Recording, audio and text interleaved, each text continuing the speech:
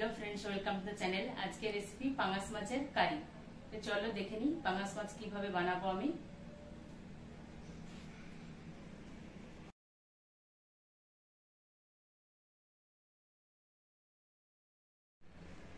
তো এই যে এখানে আমি পাঙাশ মাছ নিয়ে নিয়েছি, আর দেখো কত সুন্দর পাঙাশ মাছটা। এই যে একদম তেলওয়ালা পাঙাশ মাছ। এরকম পাঙাশ মাছ তোমরা কে কে খেতে পছন্দ করো কমেন্টে জানিও। আলাদাভাবে এখানে তেলও আছে।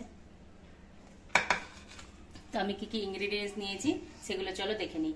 এখানে পেঁয়াজ কেটে নিয়েছি, এখানে তেজপাতা, দুটো এলাচ নিয়েছি, ধনেপাতা, টমেটো, কাঁচা লঙ্কা, হলুদের গুঁড়ো, লঙ্কার গুঁড়ো, ধনের গুঁড়ো, জিরের গুঁড়ো, আর এখানে আদা রসুনের পেস্ট নিয়েছি, আর এখানে তেল।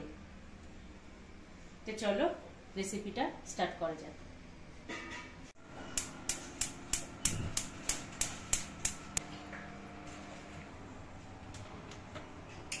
এখানে কড়াইটা গরম হয়ে গেছে, আমি এখন তেলটা দিয়ে দিলাম।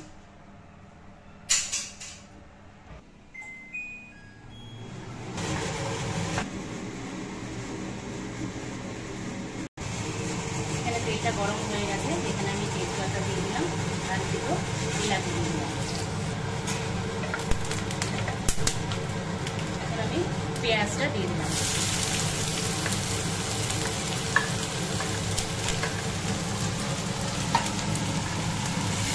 পেঁয়াজটাকে আমি এখন ব্রাউন কালার করে ভেজে নেব।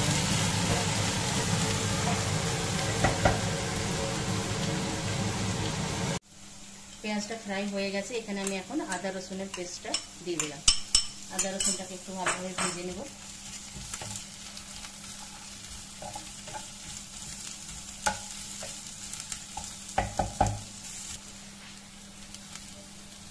এখানে আমি তেলটা খুব কম ইউজ করেছি, জাস্ট শুধু পেঁয়াজটা ফ্রাই করার জন্য, কেন কি এই মাছে অনেকটাই তেল আছে, সেজন্য আমি তেলটা খুব কম ইউজ করেছি।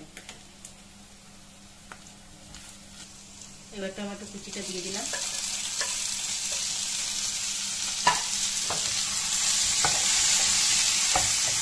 আর তার সঙ্গে সঙ্গে আমি সব গুঁড়ো মশলাগুলো সব দিয়ে দিলাম।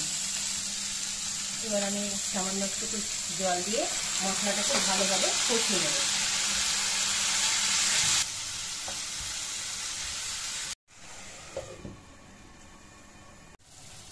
এখানে মশলাটা কষানো হয়ে গেছে, মশলা থেকে তেল ছাড়তে শুরু করে দিয়েছে। এখন আমি মাছগুলো সব দিয়ে দেবো।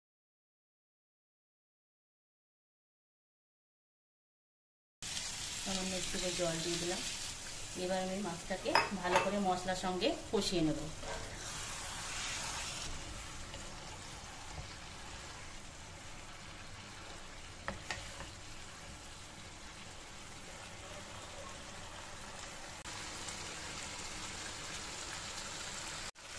এখন এখানে দিয়ে দিলাম স্বাদ অনুযায়ী লবণ আর দুটো কাঁচা লঙ্কা। এই যে দেখো মাছ থেকে কতটা তেল ছাড়তে স্টার্ট করে দিয়েছি। তখন কিন্তু মাছটাকে আমি উল্টে পাল্টে খুব ভালো করে কষিয়ে নেবো হাই ফ্লেমে।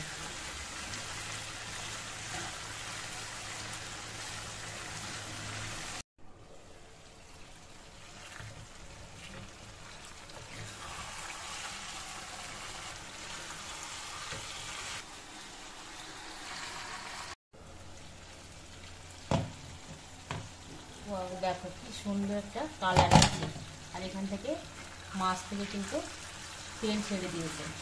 মশলা মাছ পুরোটাই ভালোভাবে খুব কষানো হয়ে গেছে, খুব সুন্দর একটা ফ্লেভারও বেরিয়ে এসছে।